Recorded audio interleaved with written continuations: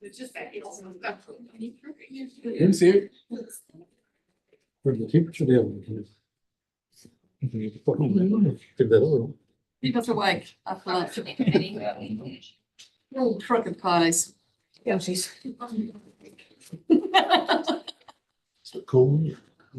All right, we've got everybody here. We are live on live stream.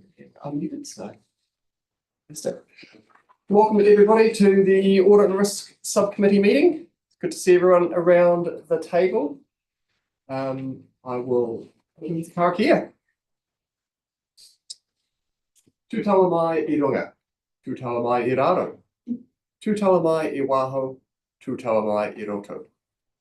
Kia tau a te a ta Māori tū. Te Māori ora, kia te katoa. Homi e, hoi e, tahi. I summon from above, below, outside and within, to calm and settle the vital inner essence, the well-being of everyone. Be joined together, united. Great to see you all here today.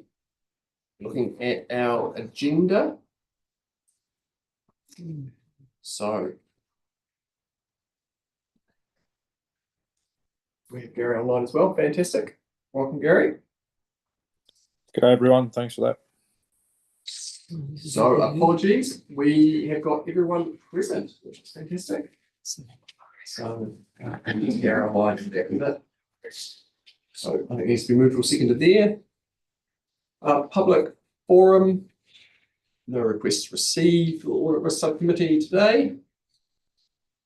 Confirmation of agenda. What everything is published in the pack. Nothing is planned to be moved around. Remove and second the agenda. We do. Someone to move. Okay, thank you. And seconded by Alexa. Thank you. All in favour? Aye. Against? Passed. Declarations of interest. Just remind all councillors that there's anything that appears today that you need to remove yourself from or put up your hand. Just please let me know. Presentations. No one has requested to present at the Audit Risk Subcommittee today. And confirmation of minutes. So looking at the minutes from our last meeting held on 21st of March. One could have let me know their thoughts. I'd like to move. Yep. So Tim would like to move and seconded by who was here? Else was here. I think I was here, wasn't I? Fantastic. Thank you, Alexa. Favour? Against? Moved. Thank you. Open action items. So we've just got one action item here to be reviewed. It's the internal program. So we're out in the market getting the quotes for that at the moment. We're just too much time to progress that before now, but it is moving and we've got a scope and it will be asset management as we discussed around the table previously. So, and just staying in touch with Andrew just on the brief and the engagement. So we'll be able to give a further update and hopefully that'll be progressed by the time the next committee meeting rolls around. Thank you, Richard. Looking forward to that. So that's our internal audit report, our internal audit engagement. So it'll be our first one, and it's going to look at asset management. So it'll be quite important for us to get going on that one and have a look. All right. First matter 9.1, our people and safety report. I'd like to welcome Gina, Kelly, Amanda, and Buck.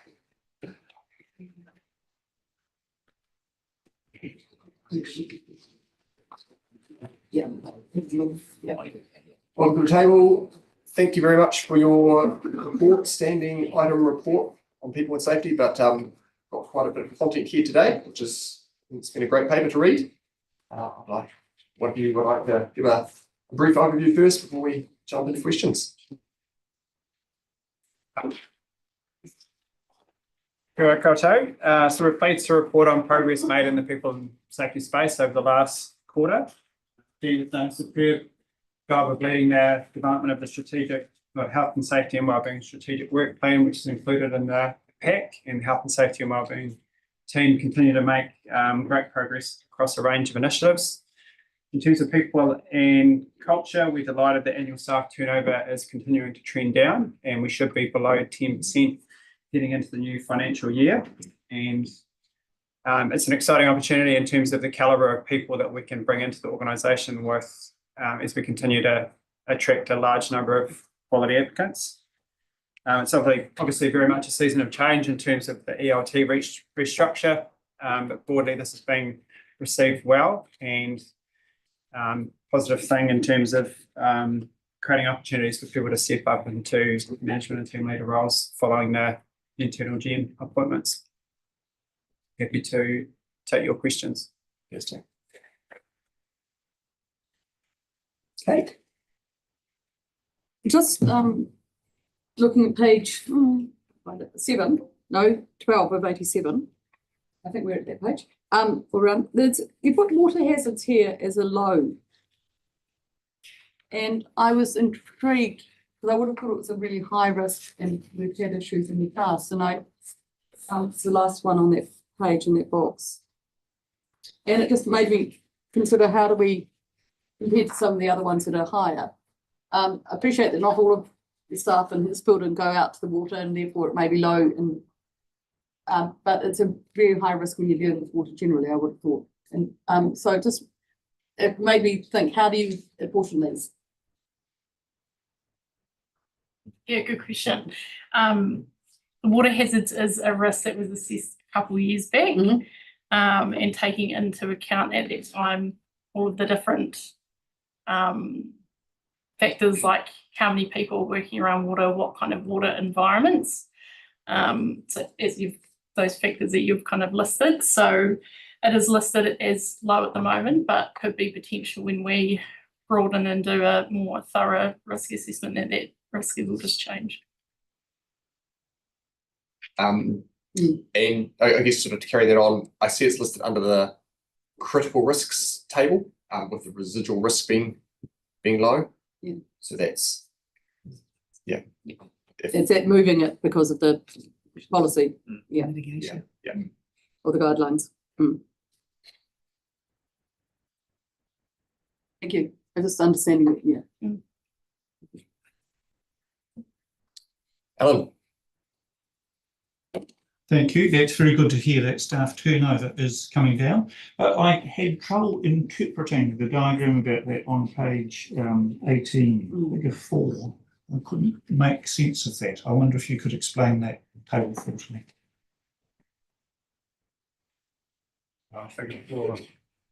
Yeah, it's a bit unusual in that it's sort of back to front. Normally, chronologically, you would have the older dates to the left, but this is a Power BI report that someone far cleverer than I has created, and it actually scrolls a lot further to the right, so we can go a lot further back. But on the left is May 2024, so 11.9, and we can see how it's tracking in June, which is 9.6%. And this is, I need to work out the order of my months, don't I? I would have noticed. So that has been a very significant decline over that last year then. Thank you. I understand now. Just an observation. Another organisation that has been seeking staff for a very long time is now finding them readily available. And I think we've got something. We're just going to grab your microphone as well. Oh, yeah. Just noticed.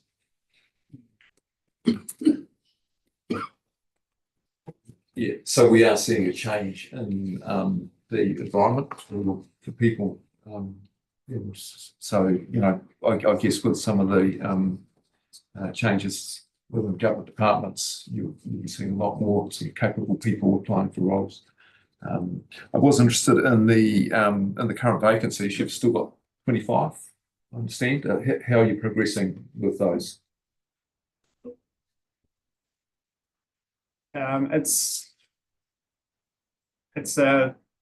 It's dynamic in that we still get people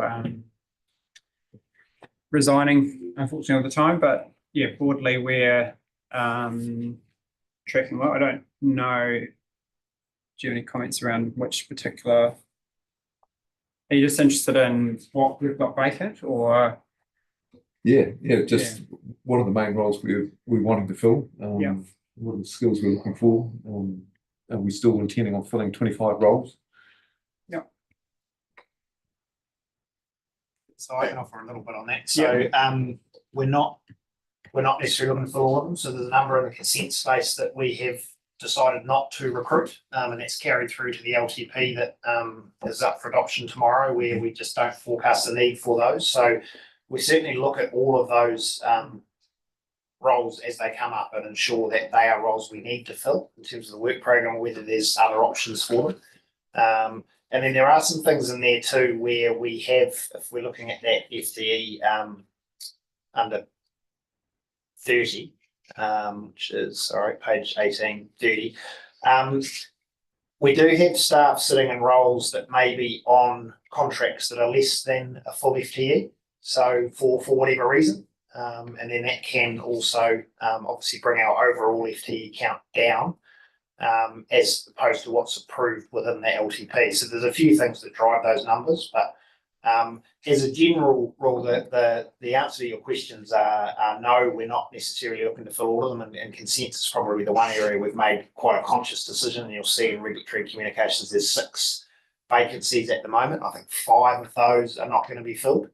And then the others are a range. We've been carrying quite a few vacancies in the policy team for some time, but a lot of those have been filled recently. They've been quite successful in their recruitment recently, so those numbers will change in the next reporting period, and that will play out in terms of a reduction in the consultant spend, where we've had to rely on consultants to fill those roles and that specialty areas over the last 36 months. Thank you, Richard.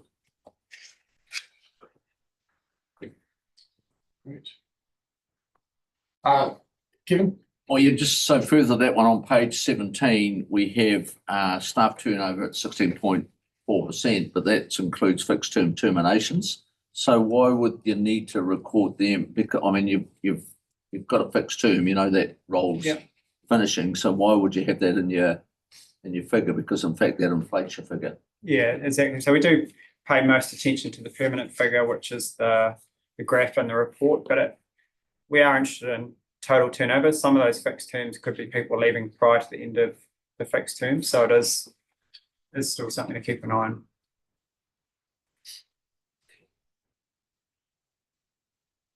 I just one for myself. It's always good to look at that critical risks table, because that's the one to keep the eye on in terms of progress against it. And I see you added a column there just around timeframe to progress some of the actions. So that's good to see that. It'll be, I'll let you decide whether you sort of put in the whole financial year to progress the actions, or you want to be a bit more specific with some dates. But I was going to ask, I see E-Road has now been implemented, and was very keen to hear how that is looking to be used, and especially in terms of, will staff be reporting back to them their driver behaviour and their sort of statistics around the use of the vehicle in terms of. Yeah, awesome. So firstly, with the timeframes, I was envisioning that we'd give a bit of an update quarterly as things, different projects are on. And then with E-Roads, it's a great addition as a safety tool to our fleet. It's got a really enhanced reporting potential. So that is something that we're still working through as a team with what that looks like. But one of the really key benefits of this is it's got a little driver buddy in the vehicle, which actually gives you visual prompts for different aspects to your driving behaviour, such as speed, but also acceleration, braking and the like. So you're getting that instant behavioural change, as opposed to maybe you were doing an overspeed but you're not actually aware you're overspeeding. And so since that has been implemented, there's been a really great reduction in the number of site overspeeds. Great. That's great to hear. Fantastic. Kevin? Yeah, just further on that E-Road, I'm just sort of struggling. You know, I knew that we had GPS tracking and the 24/7 impact rollover, which I really think is quite a superb part. I'm actually just struggling with this buddy thing. and A, what the cost of that system is, and B, how you're actually working that. So you've just said around acceleration. So if I accelerate to miss something, how do I have to report that I've actually done something to evade something, as opposed to you seeing it that I've accelerated rapidly and you want to report on it? And so the first part is what, I'm just struggling to see. I really want to know the cost of putting the additional parts over and above the GPS tracking and the 24/7 impact rollover. And I'm just trying to understand really So no additional cost as part of the ERO package that we want to, I can't remember the Audit Risk Council, would have been full council to sign off. Yes, I can remember. So Yeah, those costs, understand those total costs include all of these things. Right. So they're just a standard part of ERO, in terms of the little screen, which is the driver buddy and the feedback that you get. The overspeed report is the one we report on currently. So in terms of acceleration and braking, it's in-car feedback. But we have as a highest risk, obviously speed, and we know that vehicle use is one of our highest risks because of the number of staff we have out on roads and often open roads, and obviously this time of year that risk is increased further. So speed's the one we focus on, and we ask our managers and team leaders to have conversations with staff around that if needed. But as Gina said, since the new system's been implemented, it's had an immediate impact anyway. So it's a good system. The staff feedback's positive. We're still looking at how we can best use it. It's still a new system, but we're seeing some good results anyway. So the braking, we don't ask staff to report back in terms of keeping a log of braking or cornering or overspeed. We're not using it in that way. It's there as a tool that promotes safer driving, and we're seeing already the benefits of having a better system than what we had.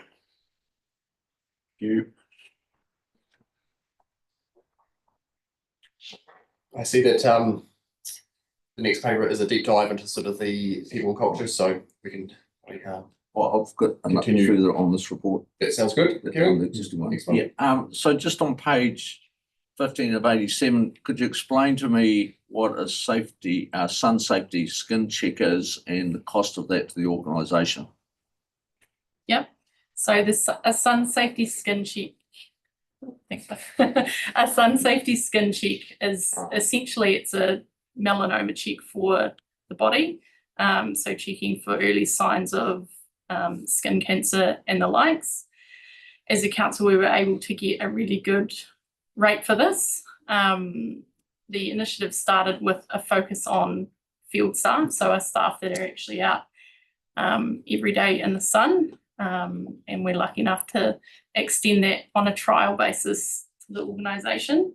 So the approximate costs that I've got off the top of my head, we need to get back to you with exact figures, but it's 17K, so around 98 per person.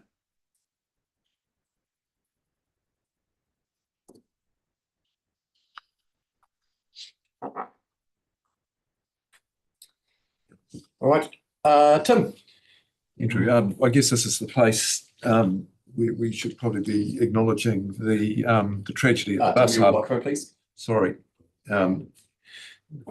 Yeah, I think this is probably the place where we need to acknowledge the tragedy at the bus hub. And obviously we've dealt with or been involved in the ongoing sort of processes in there. But one thing that I did notice in this report was the aggression towards bus drivers. And I just think perhaps if we had a little bit more information around what that is and what we're doing to address that would be useful. Yeah, that just reminded me that I'd meant to catch up with someone on the transport team who's doing some work looking at how we can better protect bus drivers. So it's just unfortunate I haven't managed to catch up with them beforehand. But that is, yeah, obviously a real concern. We're part of a special interest group, health and safety, with other regional councils, and the risk of violence and aggression is certainly something that everyone's grappling with. So trying to collaborate and learn from each other. And yeah, perhaps we report back next meeting on the drivers, unless you have any further Yeah, details. I can offer a little bit. So we did see a few incidents quite soon off the back of the bus tragedy. So there were a couple of on bus incidents. It's hard to connect the two, but they did happen reasonably soon after. So they were aggression towards drivers. We're looking at a program. We work closely with the bus operators in terms of driver safety. And what needs to, or what could be put in place. And the other thing that we're looking at is a communication campaign around respect for drivers and behaviour on the bus. So we did something similar off the back of COVID around just support for bus drivers. You know, when we were having those issues with timetables and not being able to get enough drivers, and just, you know, respecting the fact that they are there doing a job. So we're looking, the communications team at the moment are looking to implement a similar communication campaign just around safety and respect for drivers and behaviour on the bus. So that should hopefully roll out in the not too distant future and will form part of the general overall response to what happened. Yeah, so we have a proper process in place where bus drivers can report and feel confident So that they've been listened to? they report to their company. But then the companies report to us and we log that in our system. So Gina receives all those, our transport team do, and they're logged into our own system. So when we get to those stats, you'll see contractor incidents are reported and we receive those direct from the bus companies. Okay, thank you. Yeah. Kevin?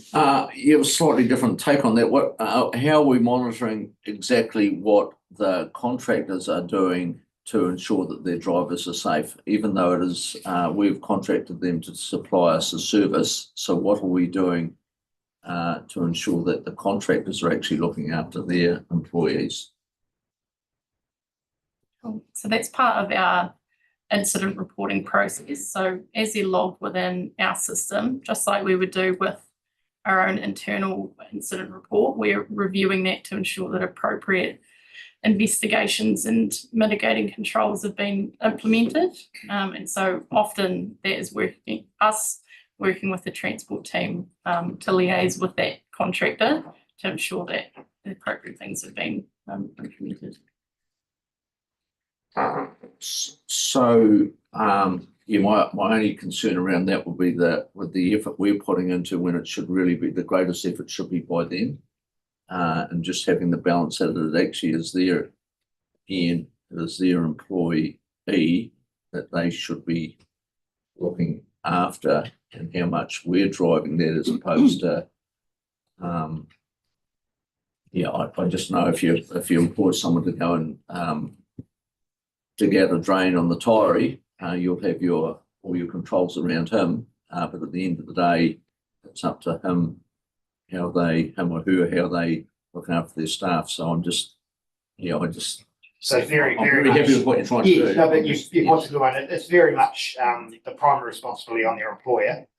We work closely with them because we have a role in assisting that through communications, and just as the contractor, we've got to satisfy ourselves that the necessary health and safety mechanisms are in place. So it's a point well made, and ensuring through our transport team and their regular catch-ups with the contractors, which happen on a weekly or even more frequent basis, that they are having those conversations about the training and other steps that both contractors are putting in place directly for their employees.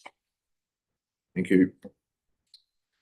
Great. Just looking at time, we'll look to. Gary's got his hand up. Oh, he does too. Fantastic. Gary. Thanks. Sorry, just going back to the skin check one. I'm just wondering when, I get that it's a good initiative, and I can see that it's obviously being taken up by a large number of the staff, but I can understand it for roles that are specifically outdoors all of the time, ongoing exposure to the sun. But when do we reach a point where an individual's own health responsibilities for themselves are sort of overstepped in offerings from the workplace? And I suppose almost the E-road situation might also step into that sort of category too, around driver responsibility and I guess for with E-roads, my understanding was that all of those additions that come with E-roads were to assist people who drive as a career, and would be driving for the entire length of their work day, say. So I suppose my question is, at what point are we overstepping what we need to provide as a workplace? Would you like to start the skin one first? Yeah, sure. I think first and foremost, the initiative arose out of our Health and Safety Committee, and the hazard is as people working out in the field, and so it was identified to specifically monitor against that risk and exposure, and then in doing that, the consideration gave, should we extend it to all staff? And essentially, it's part of our wellbeing program, if you like, and can be seen as a staff benefit, and it's very cost effective compared to other things we could do that staff want, like health insurance. It's a proactive measure, and the fact that we've got very high uptake shows that staff are appreciative of that, and it does offer very good value compared to the cost of doing it privately. So I take pride that I work for a council that's prepared to do that for staff, and I could see some, life-changing catches from it. So I think it's a really good thing. E-roads. Yeah, should we touch on the E-road one as well? Yeah. Just in terms of Remind me again the question on the E-road. I took that, Gary's, we have responsibility for our staff when they're driving work vehicles. So take your point, there's a difference between someone on the road all the time and someone on the road, as part of their job, if they're going to a site visit or what they might be for part of the time. But it's the same, I would say, given it's a critical risk for us. We have taken a step to put in what we think is the best system to encourage all of the driving that happens in ORC vehicles to be safe. So that's the system, and that was the justification we brought to the table when it was signed off. And I can't remember exactly when, sorry. But it's the same responsibility we hold as an employer, whether they're on the road 8 hours a day, or whether they're just driving to a site visit from here to South Dunedin or whatever it might be. So that's the system that's in there, and that's the feedback that they're getting. Okay, great, thank you. all right, we'll do our last question, just looking at time. Tim? Just in regard to line remote and isolated work, that's on page 25 of 87. Just as one of the mitigations around this, you've got personal locator beacons to be carried. Now, I guess it's a bit like that last question, when does everyone who is working alone carry a personal locator beacon, or is there a specific instance when they would have one as opposed to not having one? So PLBs are within all of our fleet vehicles. And so when staff are working from the fleet vehicle, it's the expectation that that PLB is taken with them for that field activity.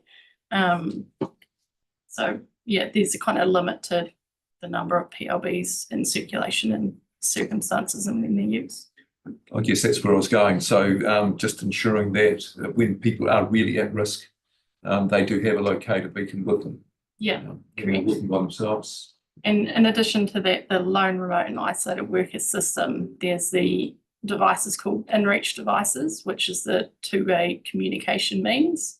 So it's a separate device to the PLB and is used for safety communications, urgent communications, with the PLB being used for that urgent, I need help right now, can't wait.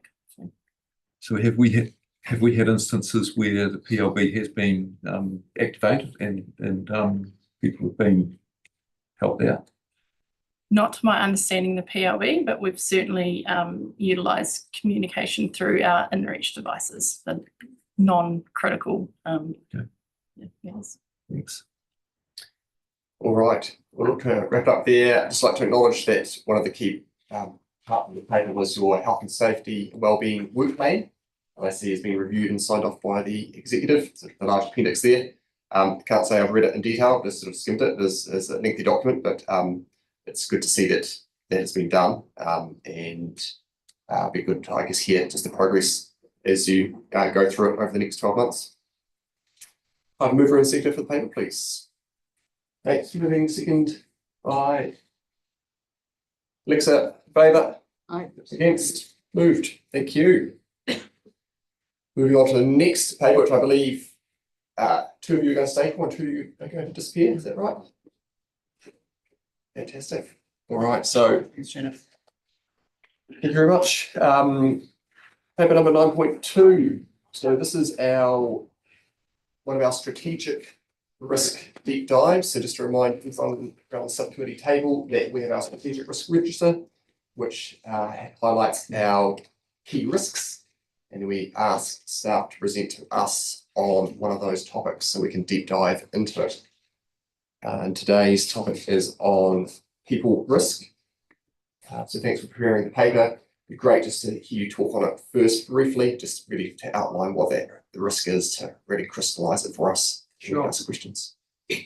Thank you. Yeah, I found it a useful exercise. As described in the document, there are a range of people risks which we're working hard to reduce.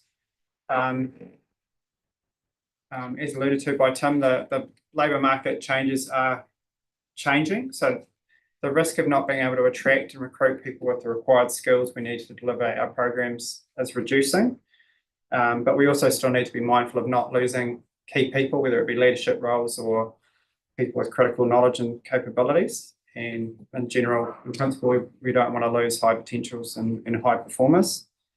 We've brought in the risk description to include consideration of having the right culture to deliver our strategic priorities and deliver services efficiently, and put more emphasis on the risk to staff wellbeing if there are excessive work demands. As outlined in the paper, the people strategy considered risks and provides a clear path for continuing to reduce the risks. So I included the strategy on a page document in the pack, which provides a high-level overview of the strategy. I wasn't intending to cover all of this, but happy to take questions. And I note that we've got a printout on our desks of that plan on a page if people can see it in front of them as well.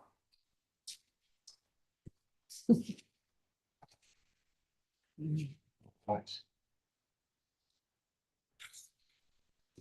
Questions from the floor?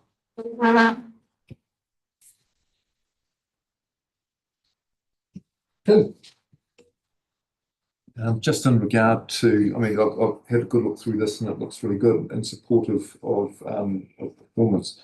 But I was wondering about the risk of poor performance and also the risk around personal grievance. And so I guess that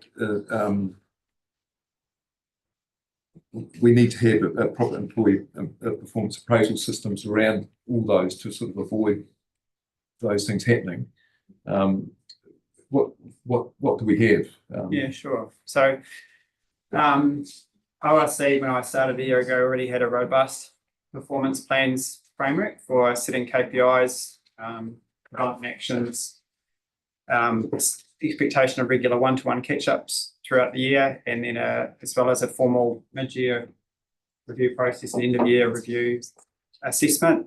There's also a robust policy and procedure around managing poor performance, and myself and my team, we have proactive, we call them people and capability meetings with tier 3 managers, so that we are having conversations around challenges they may be having, whether it's poor performance, behaviour and the like, and that can be a lever for us to push forward with having some of those performance improvement plans in place. We do have a number underway at the moment, and but yeah, they are difficult. Good process, but can be difficult. Does that answer your question? Partially, yeah. Just so in terms of personal grievances, have we got any that are actually in play at the moment? Well, we cannot, I'm not too sure if we'd, Yeah. yeah. you don't have to give me any details of who, but I'm just. Okay, I'm happy, I don't I'm think happy there to is. leave that if No. you want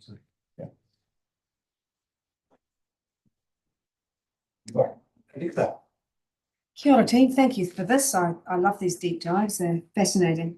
I'm wondering in the model, the People and Culture Transformation Model, what the TBCs might eventually be, and there may be readable words underneath that they're actually hard to read on here too. But I wonder what they might be, those other three things, or how is it going to be evolved? Sure, yeah, so with that, we had a placeholder for the values, but also we were conscious of leaving room for bicultural commitments. We've since changed the approach. The overall strategy document has a separate slide that has a statement of intent in terms of bicultural practice and diversity, equity and inclusion in general. So got a new version, but I didn't manage to get out in time for the pack that just has the three values around the outside. So you might end up with another three at some point, Or you might not. I don't think so. I think I see the strategy as a living document, and with the likes of the chief iwi advisor role to come, I expect that we'll, as an organisation, set some objectives in that space, and that would flow through to potential initiatives. Okay, thank you.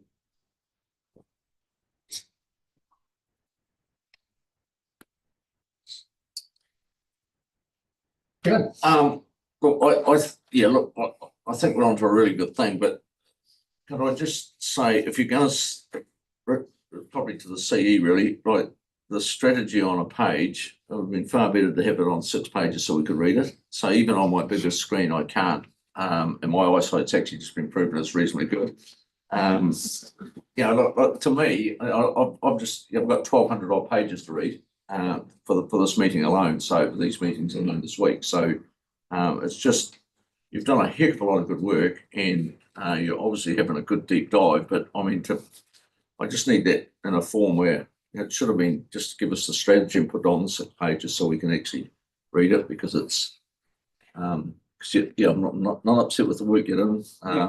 Some really good comments, some really good thinking going on, but for me to just put that could have been on 6 pages where I could understand it really. So Right. sorry to grizzle, but Thanks, Kevin. You definitely filling things on PDFs is hard, but yes, yeah.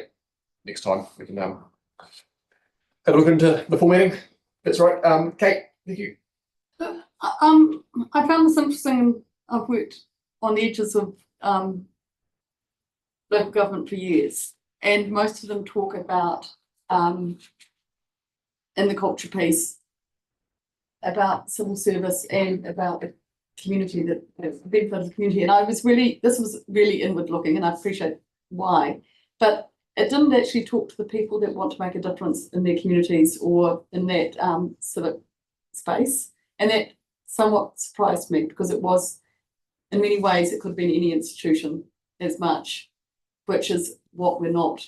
We're not just any other body corporate. And I'm just wondering, is that something that's no longer important in the work plan or in the core cultures and people transfer regularly?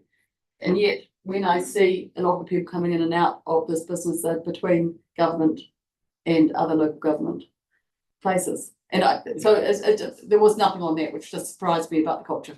Yeah, no, that's fair feedback. It is built into our employee experience journey. It is a key part of why people join us and stay with us. It is as part of the value proposition, excuse the HR speak or lingo. But yeah, I think that's fair feedback, that it's perhaps not strongly stated in this document. It is only the high level overview, which was a format I felt we could talk to, so that the actual strategy document perhaps touches on it a bit more, but I think that's fair feedback. And well, But it is still a thing. Yes, it is still why people join us. It is significant. When it comes to the centre of your big picture, our shared mindset, ORC staff at the centre of what we do, it's actually, I would have thought the environment or something on that was equal, or I don't For our know. people strategy.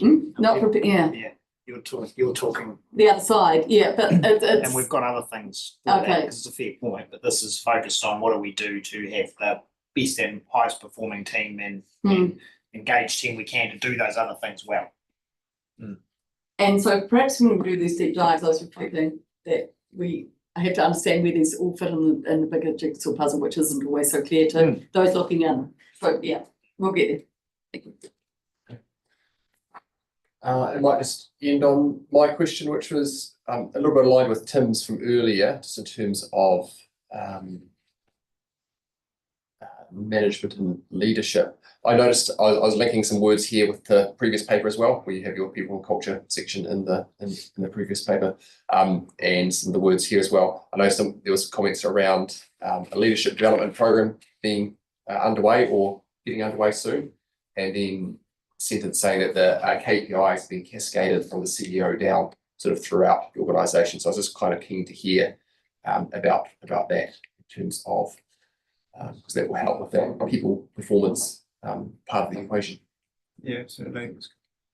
In terms of that latter part around cascading, that's still to come. Our focus just now is on the end of year performance review. So communications are going out about that, and in the course of doing refresher training for our people leaders to help them do those the best they can. But we're in a great position this year with which is KPIs, the new ELT for their KPIs to be set, and then for it to cascade down. Is that what, I don't know if you... Yeah, and then there's one around the leadership development.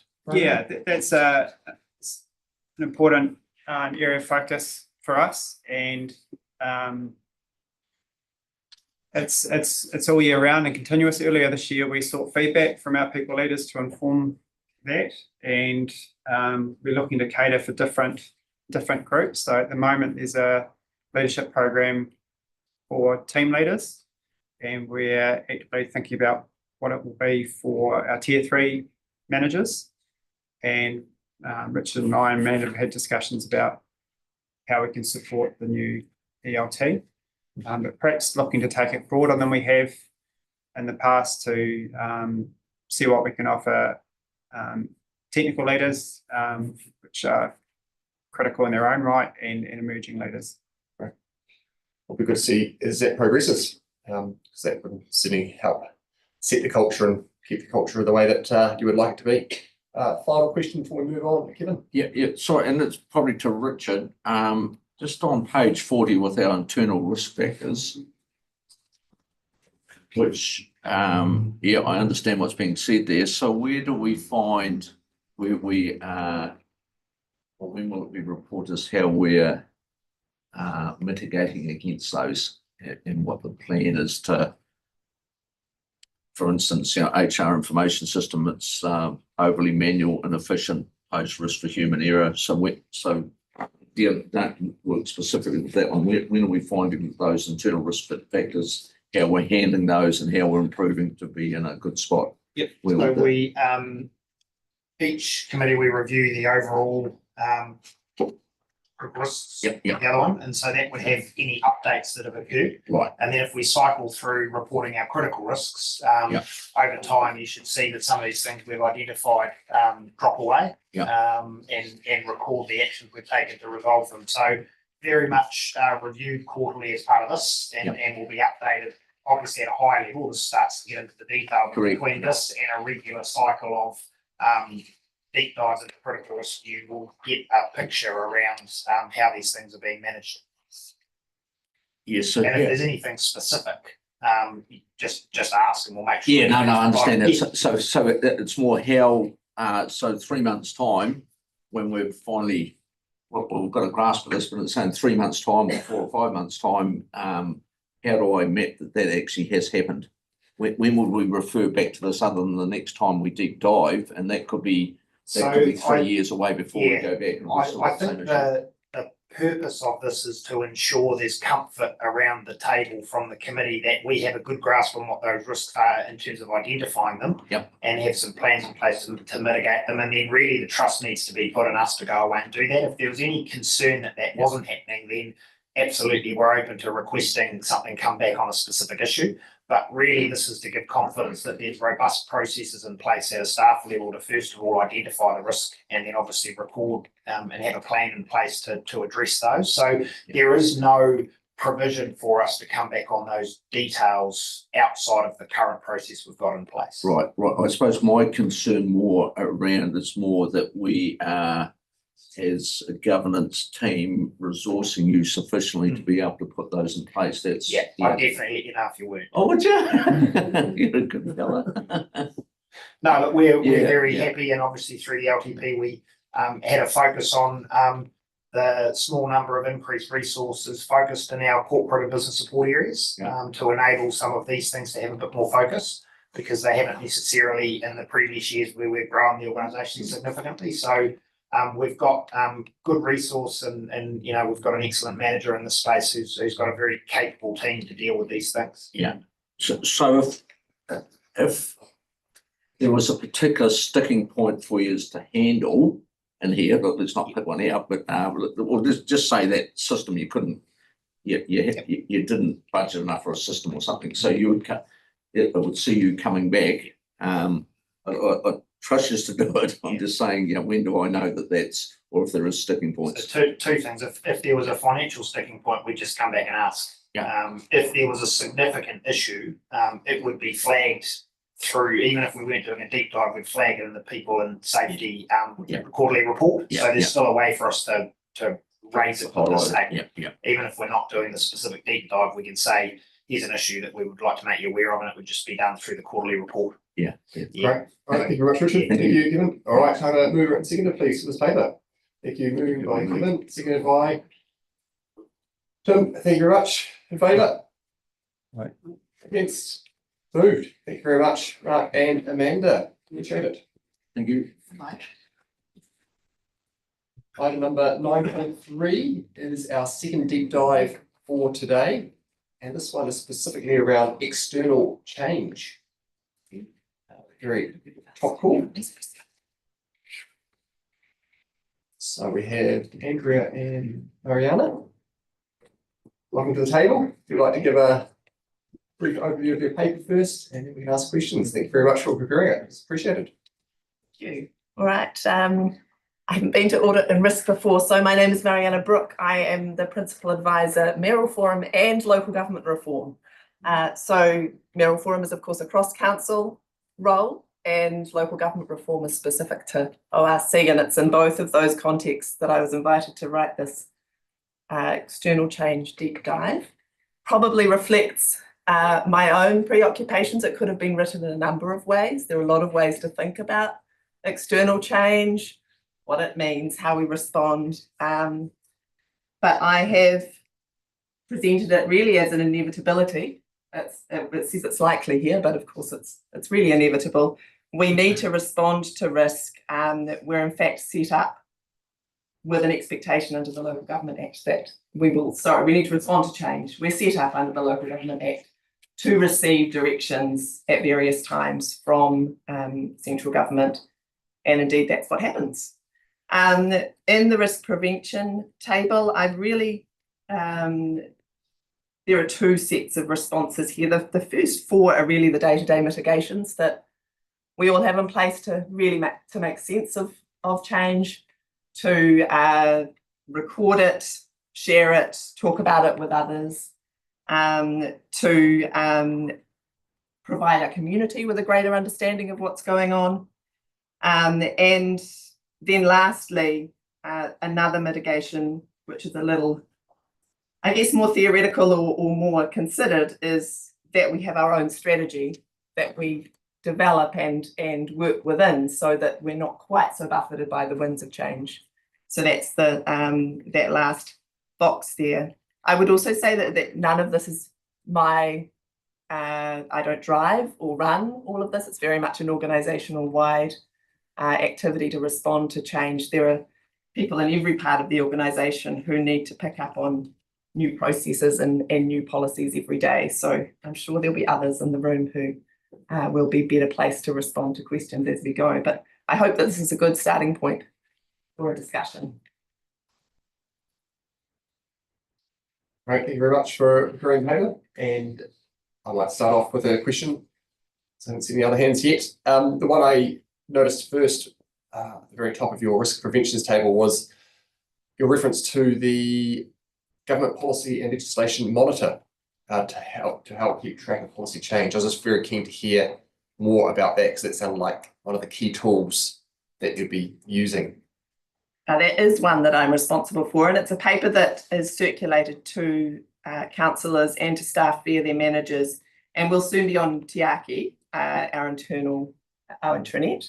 And essentially what it does is step through what the government has proposed in terms of policies that will affect or may affect ORC, and the implications for ORC. So it is what it sounds like. It monitors, it doesn't direct what we do, but it sets out to give us a bit of a memory jog for those who don't trawl news sites and parliamentary press releases and submission processes as much as is needed to really have a sense of what's going on. The June version I've completed for ELT on Monday, and then it comes out to everyone a week after that. Yes, that's good. So I used to include something similar pre-central government election around in my monthly report on the council agenda. There is so much happening now and happening so quickly that we've gone to a system where it's received by ELT, and then Mariana will just email it out to all councillors direct. Otherwise, by the time we wait for an agenda to go up and actually put it out on an agenda, everything's changed anyway. So we're just getting it to out to councillors quicker than what we used to. Tim, just an observation. I mean, there's always been external change.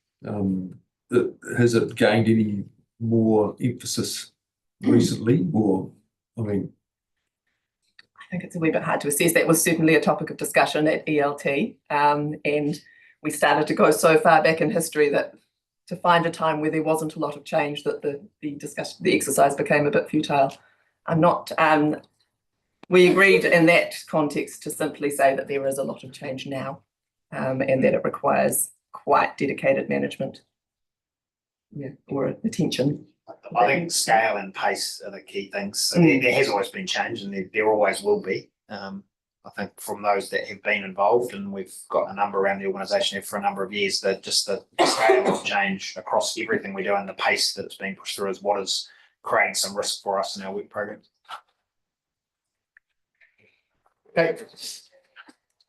I'm interested in what you talked about, is about having the strategies in place, which means that where we are doing things, that they're enduring despite what the whims of government may put upon us. And while it's hard to do when we're desperately, for example, PT, we're desperately needing their funding. If they change that, then that's really hard on our accounting systems. But I suppose one of the messages we need to be giving out, and this is a question, if we're adding value, it's putting us into the strategic space where those plans we make are enduring and will get us past any rigour of any government, I suppose.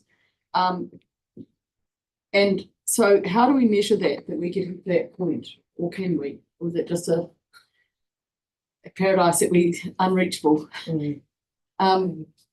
Who's close to pick that up? I don't know if our strategy manager's here, so yeah. Sorry. Yeah, I mean, I think we want strategies that are enduring, and then we have to work within those to get to the outcomes. But I mean, strategy by, the strategic directions that have been developed have got that 10-year outlook. We hope that we can get there despite change over the next 10 years. But we will need to, they'll be agile. We'll need to constantly reevaluate it. And I'm not sure we can future-proof beyond, I don't think we can discount the change that we're experiencing to get there. Yeah, I think our role is also to make sure that we're setting policy that's enduring for the community to meet those expectations, and so that they're not having to be at the end of the pendulum as well. And it's ensuring that we message that we're focusing on them as well as ourselves. And that I'm correct to believe that we're taking the whole community with us on this, I suppose. Those nods affirm that. Thank you.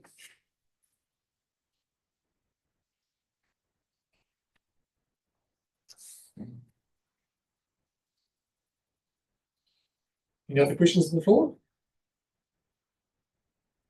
Right. All right, I will get a mover and a seconder for the paper, so we will, do you have any other comments you'd like to make before we depart? No, I've just noted that I'm happy to circulate the government policy and legislation monitor to all members of committees, so I can do that next time it comes around.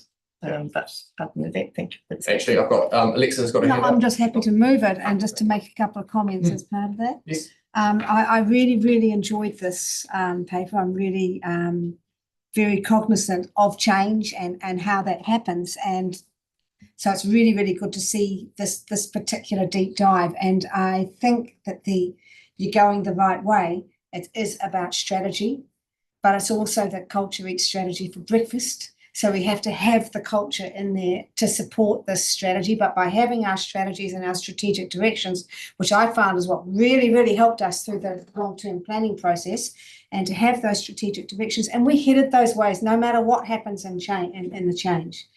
And so whatever change that there is, as long as we have our strategy and we take ourselves along and we have a culture that is resilient to the buffeting winds of change, it's good. And so but it's great to see this with its preventions and its mitigations outlined. So thank you for that. And on that basis, I'm very happy to move it. Very much, Alexa. Second up. Thank you, Rushton. All right, in favour? Aye. Against? Moved. Thank you very much for the paper. Item number 9.4, our annual report timetable. Sarah and Nick. Sarah, fantastic. Got one, I think. But she's got it. Oh, sorry, I need to charge you. No, what do you want to? 17 now. Page 46 of our packs. Welcome, Sarah. Welcome, Nick. Julie said she put it right. So this is our annual report timetable. There's a few comments around it as well. I'll just give a brief introduction. So this paper just outlines our timeline for our annual report. So obviously that annual report is on our financial position, ending 30 June 2024. The intention is to bring that to Audit and Risk Committee on the 26th of September, and then it will be presented to Council for adoption on the 23rd of October. There isn't expected to be a lot of changes from financial reporting standards, if any. There's a couple of standards that have changed this year, mostly around financial instruments, which we actually early adopted that standard. So there might be a few disclosure changes that have come out from some commentary as more councils and more entities have adopted it. Sometimes they change best practice, but we're not expecting anything large to come out of the changes there. And there is also a change to IPSAS 1 in relation to disclosure of our audit fees. However, we already have in a note in the financial statements quite a description of what our audit fees are. So I don't actually think that there'll be any change for Council's annual report as a result of that. But we also have the Port Otago audit that will be coming into our annual report. That's audited by Ernst & Young. So there'll be both the Council and the group position. So just open the floor to any questions. This is obviously a tried and trusted process that you've been through every year. Turns up pretty regularly. I was aware last year that there was a little bit of resource. There was some changes to the reporting formats that we required at Council. We didn't get the report that we thought we were getting, and one of the reasons for that was we were doing the annual report financial year end. So the question is, you have the resources available to meet the deadlines on the timetable, and you've got no issues? It's not intended that there'll be any issues. Obviously, we still have COVID floating around, so I don't want to say 100%, but no, my team is resourced to be able to deliver that annual report. Yep. So just slight yes, the annual report obviously remains a focus. It's the statutory requirement for us to get that in, and Sarah works really hard on that with the team.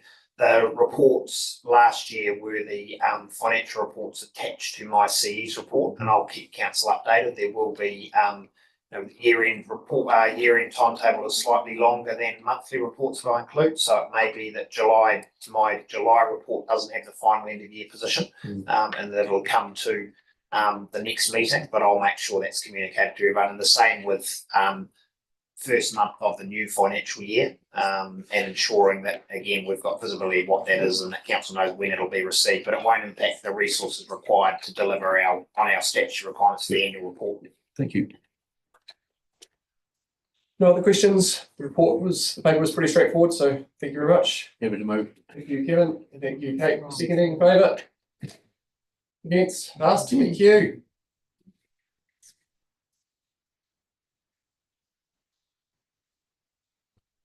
Nine point five, legislative compliance. So we get an update on this, I believe, once a year, and I'll let Janet remind me that. Welcome to the table, Janet. Thank you. Yes, important part of our terms of reference as the Audit Risk Subcommittee is to have eyes over our legislative compliance. G'day.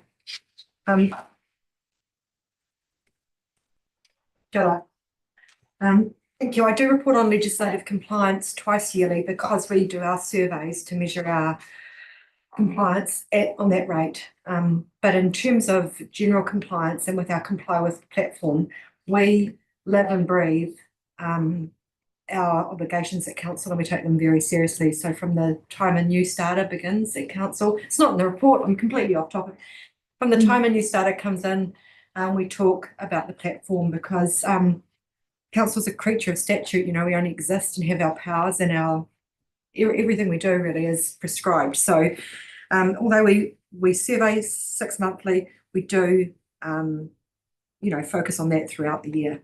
So refresher trainings, and with the changes to the ELT structure, we'll be doing some more new obligation trainings to people who have got new obligations and new staff with new obligations. So right across the organisation. But in terms of legislative compliance, we've got some excellent survey results in the paper before you. It's just a noting paper, so happy to take any questions. But look, it's demonstrating that everybody completed the survey, so really fantastic output. We've got really high compliance rates across the organisation. There's nothing in that report that should give you any alarm or give you cause for concern. As well as the survey report, we've also reported on the Goima. It should be a feature of our 6 monthly legislative compliance report. What you need to know from that is that we have we live and breathe the principle of availability, and you should be seeing that reflected in the meetings becoming more transparent, but also in the way we respond to Lagoima requests. We've given you an outline of the sort of subject matter of the requests we're getting, just for interest. Don't know if you ever wonder what's everyone asking about what we're doing. And we've also reported on protected disclosures, which is our whistleblower legislation. We have to report to you 6 monthly whenever we have whistleblowers, but because we haven't had any, I thought it was probably just worth saying we haven't forgotten this obligation. It's just that we simply haven't had anyone blowing the whistle on our behaviours. So I'm happy to take any questions, or if you want to hear from Nick. No. Right, so if you, Kevin. Just on page 50. Roll down the screen here. So on paragraph 13, which looks really, really good. So 98.6% obligations answered. So of the 1.4, the 25 that are still to be resolved, what is the degree of critical function involved to the organisation? So look, some of these are very small things of the 1400. But of that 25, there could be a couple that are really quite critical that haven't been done. That would. Yeah, I mean, it's a great question. A lot of the non-compliance or partial compliance responses that we get come down to people either believing that they probably hold that obligation, but because they haven't actually dealt with it, they perhaps think it hasn't been fulfilled. So it's going to be around education. So But other responses are things like unclaimed money has to be returned to the IRD. We take a lot of time and effort to try and get that money back to the right people rather than just submitting it to the pool at IRD. So it's just a case of, you know, ticking those things off, saying, look, we've done what we can do and we'll pay that money back. But no, there's no risk. Would be here talking to you about major risks if it was showing up with resource consents or in our engineering or in our insurances or anything like that. And those would come through in the 1401. Absolutely. Yeah, cool. Thank you. Yeah. We are doing some auditing across the responses, and we'll be doing some work with the new GM structures to make sure that the teams are digging into their results so that there are those conversations. Thank you.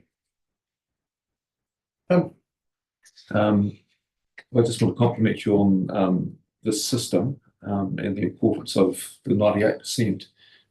That's really good because there's so many acts and legislation in there that we need to abide with.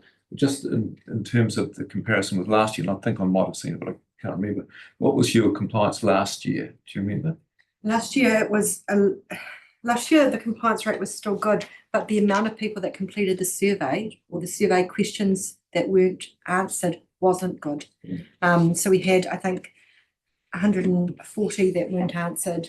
And we dealt with all of those in a mini survey. So my team sat down with everyone that didn't complete their compliances and went through them. And so once you gain an understanding, so one-on-one, you can't ever lose sight of that sort of the importance of that sort of level of sharing of knowledge. And they were the people that picked up the first surveys and completed them this time around. So, but I think these results, so that's probably one of the problems with the comply with resulting is that if you don't respond, it doesn't pick it up as a non-compliance. So that's why it's really important to follow those risks. Don't, to follow up on the people that didn't respond. But you should have confidence that we're doing everything right from the reports and the results we've got this time around. Yeah. Thanks. Okay. Thank you. A substantial list for your Lagomas. Are all of those written in the form of the Lagoma, or are they accepted as a form? So they may be a request, but you accept them as a Lagoma, or are they all written? Yeah. Under. Well, a Lagoma can take any form from just someone ringing up on the phone.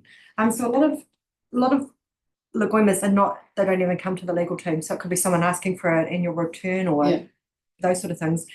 We sometimes try to distill a request into writing because what someone thinks they've told you by phone may not in fact be what's been communicated on the paper. Okay. And this year, particularly in the last 6 months, we've had some huge Lagoma requests, particularly from Federated Farmers. Their one was they wanted just so much information. It was really, Lagoma is supposed to be about providing information, but you've also got to make that information available in a form that assists. Yeah. Yeah. So it takes a lot of work, a lot of time. I just wanted, once that information is made available, what do we do with it? We just give it to that party? We do. And so we have the ability to do proactive release, and you're going to see that more and more often this year and going ahead. But one of the reasons we do just disclose it to the party is because we have statutory protection then. We've got a defence, we've released this information because it was requested of us. Then if it changes or the information that we hold that was current today isn't current next week, we have that protection. But if we just publish proactively and someone else picks up the information, puts a different lens on it, may not quite have the same, we don't have the same protections. So that's why we're a bit hesitant. Well, I was intrigued with that. I mean, there's one there for all emails or all communication about the 500 leads per second and then you had a care. I mean, that is just so wide and impossible. So what was your response here? Did you share the information or did you say that's just too big? No, we did. We shared information and we've got teams that collect data and standards and so we work across the whole of the organisation. I've got my team here. I say we, they manage all the hands-on responses. Yeah. Okay, it's just if one person's asking for it, I suppose that proactive makes it easier to release it to all, but I understand those limitations. It's just an interesting space to be in. And very, Yeah. Thank you. It's also, in terms of releasing information, it's really important to make sure people understand what the information means. Like if it's not taken in isolation, if there's trends, and especially things like flows of rivers, that can have, can cause alarm with certain groups. You know, but give others comfort where perhaps neither of them should be either alarmed or confident. It's really just depends. Yeah. Kevin, Just on page 65, the Gorma subject matter request, most recent to oldest for the period 31/5 to 107. They're actually all in alphabetical order, so we've got everyone coming in alphabetical order to us. I hadn't noticed that. So it's just the headline might be a wee bit wrong, but in other words, that's everything that's happened in that period. Everything in that period in alphabetical order. No. Rather most recent. I'm just saying what really good people we have in Otago. Yeah, we're very strict on the responses that we answer, you know. That will just be me when I. No, that's right. I'm order only the having table. one. Yeah, no, it just shows the breadth of stuff that you're actually having to deal with. Huge No, it's really good. and I might just go back to the comply with. I just have one question. So yeah, absolutely fantastic. Get the results that we are and that tool's a fantastic tool. I do recall at previous subcommittees we talked about as it is a tool which requires self-assessment. It's the staff entering it themselves. I think there had been mention of some sort of internal review or sort of sampling and checking. Yes, and yeah, so that's part of what the team's doing from now onwards. So we've come out of survey. So we're dialing into overdue responses, so action reports, but we're also looking at did not arise responses just to see if there's knowledge about why those answers are there. But we're also asking or going to ask through GMs to their managers and team leaders, those people that hold obligations, to start encouraging staff to hold evidence. So if something happens and you think, oh yeah, that's an obligation, let's collect that evidence so we've got that data. Because what that also serves to do is to support things like council mark. So when we come round to proving how great we are at what we do, we've got evidence that backs up that. Or when our GMs are doing auditing, you know, we can say we know we're working to our procurement policy. Here are the examples, and they can fit in the comply with space too, and we can attach them to our responses. It's really a fantastic tool. Like there's lots of ways we can use it. Yeah. Well, that's good to hear. All right. Thank you very much, Kevin. And seconded by Kate. In favour? Aye. Against? Moved. Thank you very much, Janet. Appreciate all your hard work. Great. Cost as well. Sorry? On that one. Yes. There's two. So yes, 9.6, page 70 of our pack, the corporate policy overview. Yeah, once again, one of our items, which is, I believe this one is an annual item. Yes, it is. Yes, I will let you introduce it, please. Thank you. Look, this is the corporate policy overview, and it's a noting paper again, so no action is required from audit and risk. But we just want you to be aware that we actively manage our policies. We try to keep them future-proof to the extent that we can, and there is a lot of changes. You're all probably very aware of the amount of change that's going on. So we have, in terms of the policies, we hold 66. Some of those are inward facing, so internal policies for staff. Some of those are external facing, so our compliance for warning policies, dangerous dams policies, those sort of things. We have customer privacy policies that sit on our website. And then we also have a raft of policies that actually talk to all of you. So there are governance policies. And so the legal team sits in the space of looking over these policies. We look for legislation change. So we look to make sure that the legislative regulations, all of the secondary aspects of the law that applies to our policies are up to date. And so we're trying to future-proof them. We're also trying to ensure that there's consistency. So every staff member or new starter within council signs the code of conduct, which is really our primary document. So we should be doing everything right. And then our policies, all of the other policies.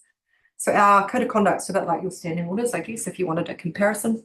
And then all of the other policies sit more around them. And it may be that some of those are more guidelines or procedures, but at the moment, they're mostly policies. And so, excuse me, what's happened in the past is we've had a policy review group and things have been reviewed either annually or biannually or triennially. And what we're really wanting to do is to move all the policies to a triennial basis, because we'll be reviewing them and changing them if there's any law changes. Managers that work with those policies will be aware of changes within their sphere. But what we really want to be able to do is say, look, if the direction of council, our elected members change, then we want to at least put our lens over it. We can always review them more often, but we want to be able to review them at least triennially. Because if you've got 66 policies, and if you count procedures and guidelines, we've got a lot more than that. It's really hard to do them any justice if you've got to look at them every 6 months formally. So this document's really just a summary document to give you an idea of the extent of the policies we have. We've got some in creation. There's always work underway. The human resources, health, wellbeing, health, safety and wellbeing spaces really, they hold a lot of policies because of the risk that derive from their activities. So we just work to support all of the managers. And when we've got a working policy or a draft, then we review it from a legal perspective. We try to make sure it's very clear, crisp, accurate, easy to understand.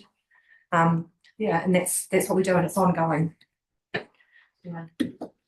Happy to take any questions. Right. I might start off with thanks for all the work in the space, and it was good to read in terms of the review process and how that's changed, and that all made sense.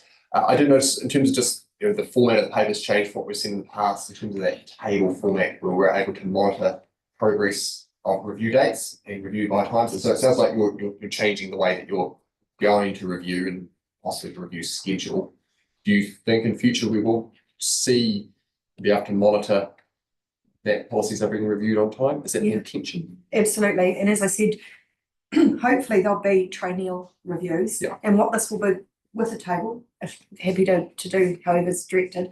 And what this will be more about will be highlighting what has changed. Right. So that you're sort of quickly up to speed. I don't imagine there's much in the policy space that is, well, there's nothing in there that should be an alarm or a worry to you at this stage. Yeah, so I certainly recall that there's that sort of quite clear line between the policies that governance see and endorse, and then those which sort of just stay within the management realm and the C endorses, which is sort of a nice clear line. I know that, and then from time to time there are ones that sort of come up, which audit and risk can look at as well, or ask to look at. And one that I was going to check with the committee members on, if would be of interest, is conflicts of interest policy, which is quite a pertinent policy at times, and just to make sure that we're happy with what states. It is quite an important one in terms of making sure that it says what we want it to say, and we know that staff have reviewed it. So I mean, one option is that we as a committee can ask just to see the policy at the next subcommittee meeting, and staff can just provide their view on it as well. So I'd be keen to sort of hear from my committee members if that would be of interest to them. Did we not do that at the start of the training? The conflict of interest one? Yeah, I thought we did. I think you did members' pecuniary interests, so. You'll be thinking about your one. Yes. There's an internal staff one. Yeah. So this- Cool. Any thoughts from committee members? It's always good to do. Fine. Yeah, just in terms of the process of the review of the council policies, you're saying every 3 years Well, they're reviewed, are they they? should be picked up at least every 3 years. So there would be a staggering. I mean, obviously you wouldn't want to do them all on the same. No, so it's, if we Same do time. something every triennium, that means that every time there's a new elected membership, we need to consider whether the policies that we hold reflect those of our governance. Yeah. I guess I'm just sort of used to the review process. As Andrew's sort of mentioning, is you've got a sort of a plan and a timetable, and you've got a review day for all your policies, sort of thing. And I was just wondering, I guess what you've said is if we want, then you can produce this. But in terms of the council policies, and not so much all the others that are underlying and probably cascade out of the council policies, but these council policies seem to me to be really quite important to have under a sort of review plan. So, I mean, is there anything in there that I noticed actually in our council papers, we've got some review of these policies. I think it's the rates for admission post one. Is that coming through? Is that the one that's coming through in the tomorrow? Yeah. So, I mean, that was obviously planned for. The others, I mean, so I just can't And there's see. been some legislative changes around that. Yeah. So who could authorise remissions and things has come through in the legislation, which makes that necessary. Yeah. Can I just offer a way forward? I think we'll go back to that table format. Yeah. Down sort of stripped it out. We've got the list. We've got some work to do internally on some of our staff policies, the governance ones. I think we'll be in a position in 3 months to wind that back up into a table which has review dates, any critical changes that have been made, just to give better visibility over some of these things. So we'll do that to make sure that visibility's there. Yeah, thanks. Good. But we wouldn't expect to be reviewing all those at the start of the triennium, would we? It's going to be over a staggered period, and if something comes through from government that says you've automatically got to do something. Janet's referring to is Janet and the team or the relevant staff would look across everything at that point just to see if anything needs to change. But then there would also be a need just on a typical basis just to be reviewing some of it. Gary, online. Thanks. I know this is a noting paper, and just while we're talking on policies, I'd raised a question around, and this is a councillor governance policy, and Richard did helpfully provide a response, and that was around where councillors sat on sort of hearings and brought a decision back to council. And the response I got was quite detailed, but it still left me with quite a few questions. And I just wonder when we do look at councillor policies, if the situation of where councillors are chosen to sit as a panel, and then they bring that decision back to council, and then those councillors then involve themselves in the vote, I'm still left with questions around how that sort of fits with natural justice, in that those councillors have arrived at a decision. They're the most informed people at the table, but their decision is theirs because they've made it, and then they're bringing that to the table to make an overall decision for council. And in my mind, they should be sitting back from that so that the council can make an impartial decision, because they are far more informed in every part of that process as opposed to the other councillors who need to make a decision for the table. So that would be one I'd just be highlighting as not to try and discuss it or resolve it here. It would be one that I'm finding still a challenge at the council table as in the situation we have, and the policy would be helpful for me to be better defined. Thanks. Yeah, good question, Gary, and it was a good question to raise post that paper we had at the time. I think it was the dams, was after the potentially dam policy, and I think the response was it will very much depend on the nature of the role that councillors took and the status of the panel, or the sort of legislative framework around whatever the decision was. So what we've committed to doing is when we bring papers up that are seeking councillors to sit on panels or working groups or reference groups, being clear up front what that means in terms of future decision-making status, because it will depend on what the nature of that task is. But I think we could be clearer up front when we're asking councillors to nominate people, what the role will be as that process continues post the hearing or whatever it might be. So we can put some more clarity around that. It'll be difficult to write a policy because there are so many variables depending on the task that we're asking for, but we could be better about putting that in the papers up front. Okay, great. Thank you.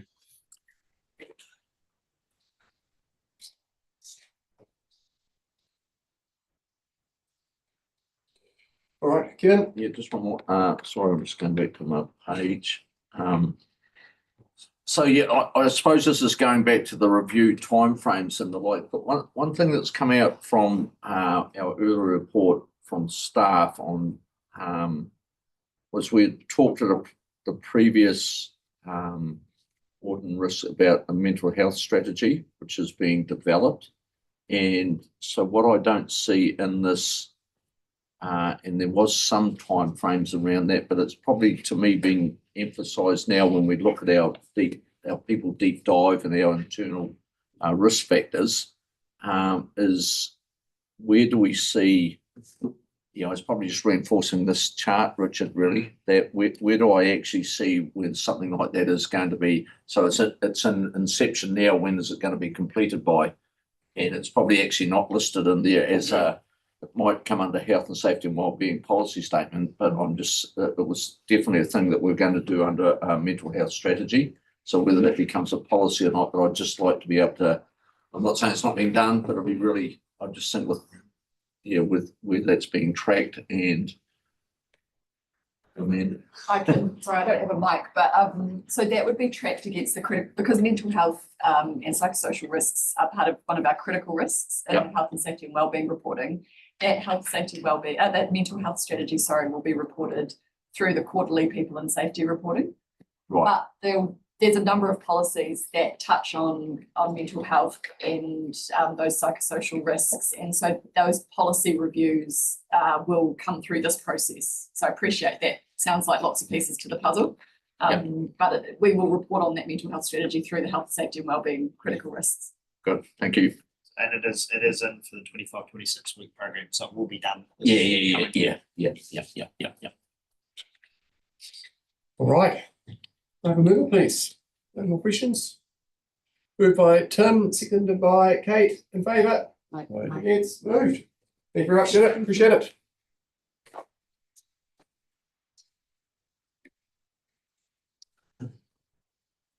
All right. Item 9.7, our Treasury report from Nick, page 25.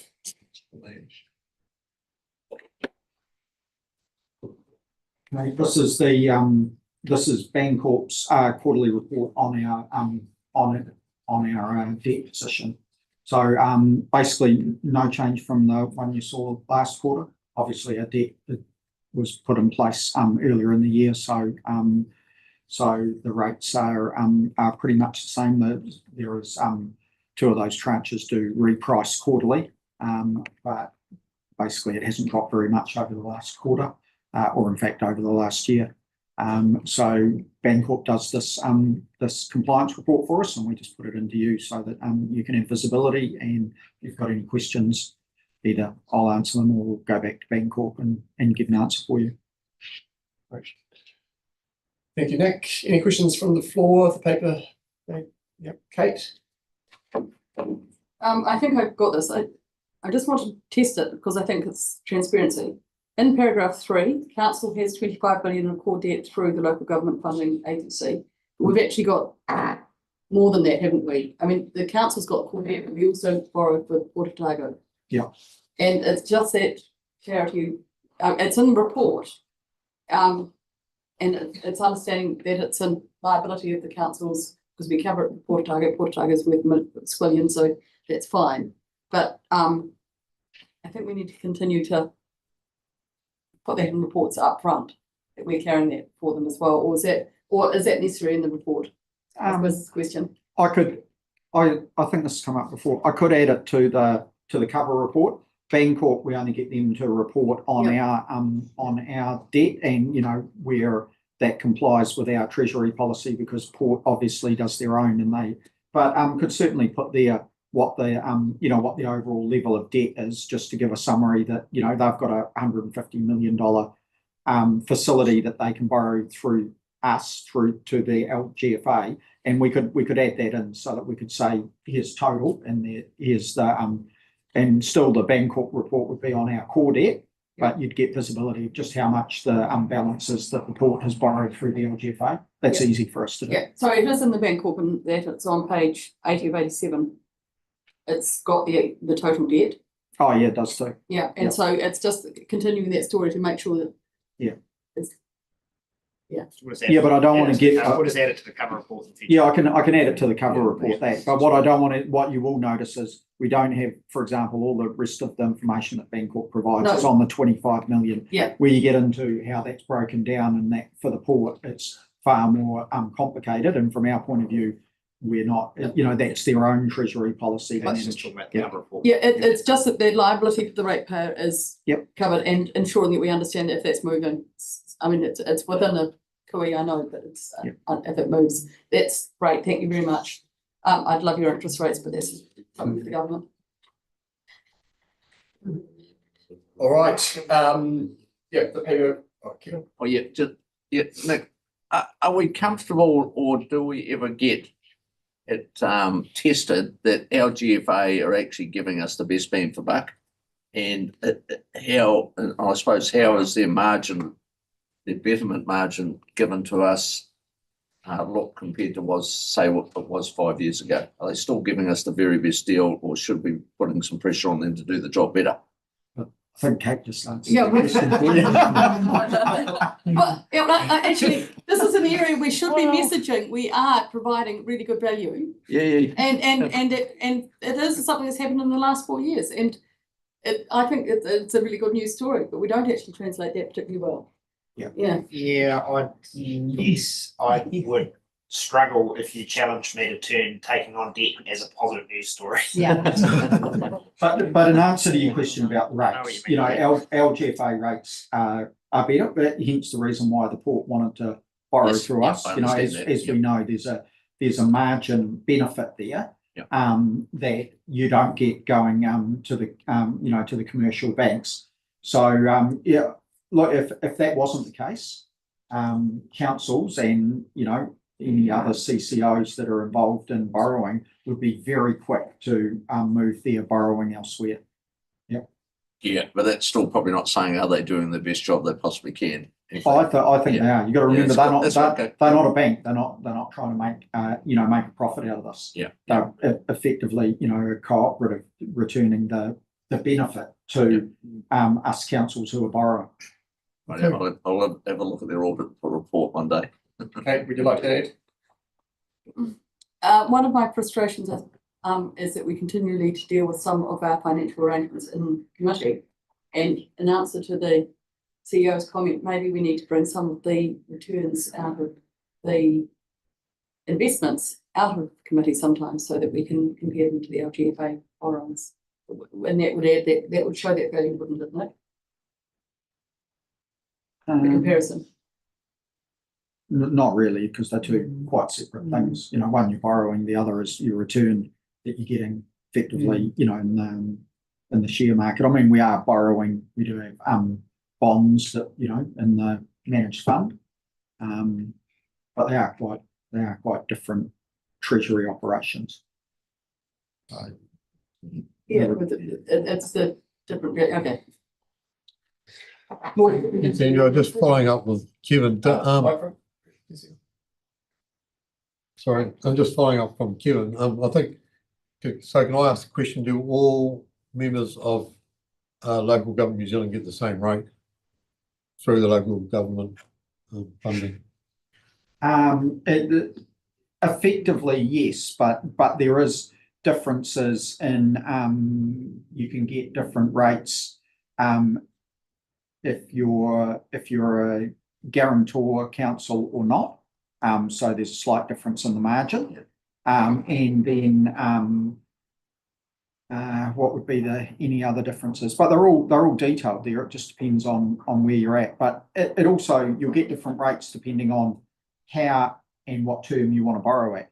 So it's just like going to your bank, depending on, there's different rates for different term, different time periods that you're borrowing for. So, but everybody's getting the same if you're all sort of at the same status as a guarantor versus non-guarantor guaranteeing council. And there's also the if you've got a credit rating, you can get a cheaper, you can get a discount as well. Although the main benefit of a credit rating is it allows you to borrow. So the risk margin, I assume, would be different for a council that is beyond its risk ceiling level, or the debt ceiling level, yeah, to one that's not. I don't know that any councils are, because I don't know what happens if we've got the covenants that we have to comply with. I'm not sure what it says about what happens when you reach your when you reach They the just limit. wouldn't be, they just, sorry. Yeah, they I just would- wouldn't I be- would They have- wouldn't be lending it the Yeah, they money. wouldn't be Yeah, lending it to It's you. just what that gap allows you the I the think I'm amount that just you can trying to actually get, borrow. I'm just trying to get to the stage where I think we're pretty safely can assume that we're at the lower end of the risk margin. So that we probably get as good a deal as there is to be get. Well, no, I mean, that doesn't particularly factor into it. No. It's not like we get lower rates because we're perceived to be lower risk. Yeah, we're getting the same rates so long as we're complying with the covenants that we've got, which are the same as the covenants for everyone. And if we are borrowing, because we're a guaranteeing council, so but that's so that you can borrow more, but you also get a slightly lower margin because of that. But if another council's exactly the same position as us, it's not like the LGFA is going beyond that and going, oh, well, your balance sheet's stronger than another council, so we'll give you a discount. It doesn't work like that. It's just like for like councils under their terms get the same rate. Great, right, thank you very much, Nick, for the payment. Mover, please. Everybody move. Kevin, seconded by Kate, in favour. Yep. Against, moved. Thank you, Nick. All right, that is the end of our session in public. So Happy to move that we go into. fantastic, and I just need to note out loud that we're going to have Deloitte and Marsh remain at our public excluded because they are presenting. Moved by Kevin and seconded by Kate, in favour. Against, moved, thank you.